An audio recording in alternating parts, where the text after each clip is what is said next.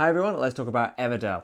I feel a little bit surrounded at the moment. So, as probably many people were, I was drawn to the game by the great big cardboard tree that's on it, and the lovely components as well, the nice squishy berries and the wooden sticks and the resin little crystals and the little pebbles and things all looked beautiful as it was plastered across social media and Board Game Geek and things like that. But when I looked into the game, it sounded like something I would really like. And in our short time with it so far, I've really enjoyed it. I love the theme of it for a start, which ties in with the art of it. I like this kind of faraway tree, Beatrix Potter, woodland creature, Sylvanian families kind of thing, that we are building up these little cities and inviting all these little rat and lizard people to live in there.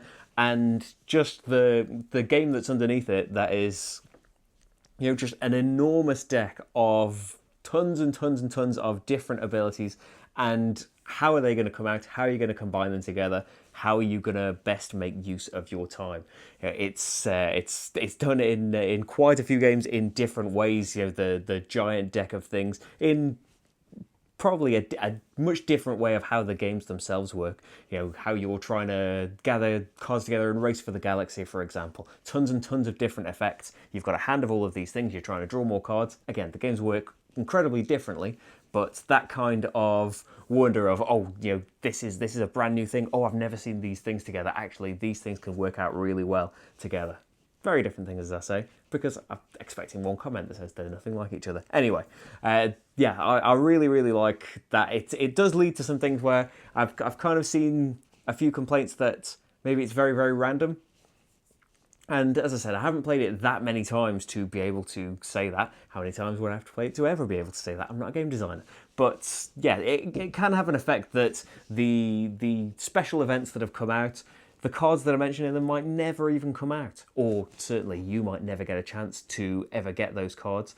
And yeah, the just having the huge deck of cards, here's Marty, having the huge deck of cards in the Evertree just means that, the things you want, the people that live in your buildings, all of that might just never happen.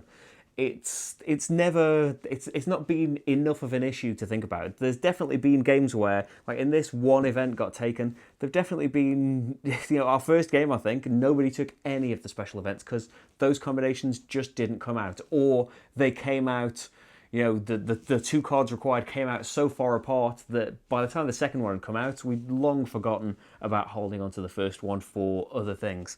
So it can be a little bit of an issue that there's luck of a draw in such a huge deck, but I don't think that it's such an issue that I would say that this is a completely random thing, because I feel like you are crafting your own strategy through this. You are trying to build up some buildings and get the right people to live in them that are going to work together well. Try and build up maybe an engine of production buildings, or get a load of special worker placement spots in your area that no one else can use. I love the system of these seasons, and when reading through the rules, it seemed like a standard thing at first of, okay, then so you do this, and then when you can't play things anymore, we go to the next season and we get these new things. And then it occurs to us that this happens completely independent of the other players. Your pace is completely set by itself. You can race on to the next season if you want and have your production bonus quickly. If you maybe can't afford extra things because of what have you taken so far, you probably want something to produce when you get that little bonus. But having the game move at entirely its own pace, you can race through to try and get loads of your workers and things and just place, remove. It's just really nice how you can be accelerating if you really need to. If you really need your production buildings to activate again, you can skip through the middle of the game if you want to. But you might want to hang back like Marty did and just try and get as much production done as you can, so it just pays off huge when you finally get that bonus again. But there is, tying into that decision is, your workers have run out. You can't get any more resources now. You can't afford anything with the cards that you've gotten. But maybe you've got cards that you can still afford to play, but you've run out of workers now, and you can claim an event, so you really want to get those workers back so you can go on there. But if you get those workers back, someone is surely going to jump into the spots you've now freed on the board. So did you want to return your workers to get those back, because maybe you want to hang out a little bit until another player runs out of their workers as well. It leads to another lot of interesting decisions and interactions between what the other players are doing. It's nice for it's nice for variability as well, but a nice change to the whole system of the game is in the clearing cards, which these aren't the ones in my hand, are they? I showed them off at the beginning of the playthrough and put them somewhere. The worker placement spots that come out on the board, there are, in a 2-player game anyway, there are only 3 every game, and yeah, they can be very oriented towards certain resources, towards getting a variety of resources, or getting a load of cards, giving you extra ways to be able to discard cards from your hand in exchange for other cards or resources.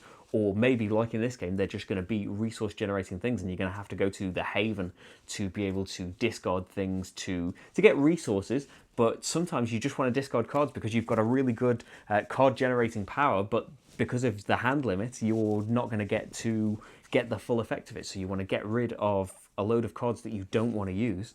Yeah, it's just really, really nice. I really enjoyed it. It's great having the decision to make. There are a lot of things where give an opponent some cards and get some points, or be able to there was a card, wasn't there? Be able to discard the rest of your hand and draw up to a full hand limit. But then there's all trying to look at your opponent's thing of, what can I give them that isn't going to give them a ton of points? Okay, they've already got that unique construction, so I can give them another copy of that. This card's going to be perfect for them, so I can't give them that. And the having the cards in the public display as well is a really nice touch, because then you can kind of start making your plan for yourself, but seeing, why have they gathered a load of wood? They're going after the building that's the person that wants to turn wood into points, and I've been gearing up for that for ages, so now I've got to go on that early because they've started on that as well. There's a nice competition there as well, where you can also get cards from the meadow into your hand as well to kind of keep them private when you change from a certain season, or there's a building, I believe, that does that as well. Just really nice, and yeah, like I say, I've really enjoyed it. The only thing I would say is the minor issue that maybe the things you want just aren't going to come out in your game. I don't know how big an effect it can have. I'm sure maybe someone's had just a terrible game where nothing worked together and couldn't get any free critters into their constructions and things, and could never get any events. Maybe that can happen, but like I say, it hasn't been a big enough issue for us for it to be more than just a very minor thing. There is, there's some take that in the game. You saw there's the fool card. It gets put into another player's city and loses them points and wastes a space, which is vital. Filling up, I didn't fill up my city, but it can be an easy situation to get into where you've got this brilliant engine going, but oh no, your city's just full. So having all of these resources and things generated for the final portion of the game isn't going to do you much good, because you can only put 1 or 2 more cards down. So yeah, being able to fill up someone else's thing, or the Rugwalk cards, I think they may be special to the collector's edition. There's a little set of Rugwalk cards that are all nasty things that can happen to you. Not very many of them, and yeah, we disregard them, which might imbalance a couple of the buildings and things. But yeah, when they come up in our games, we just discard them and draw some of the cards instead. The collector's edition extra stuff, it gives you some meeples to use in the solo mode. I haven't tried the solo mode yet, but there is a specific set of rules for there where you play against a special AI opponent. It comes with a special dice, and I'm not sure if the normal edition comes with the dice. The collector's edition comes with special meeples to play against the rat race. The rat race. Yeah, it comes with metal points tokens, wooden occupied tokens. None of it's essential. It's all very beautiful as it is. It all comes with it. It's pretty lavishly produced just in the standard edition. Nice extra things to have though if you really like the look of the game.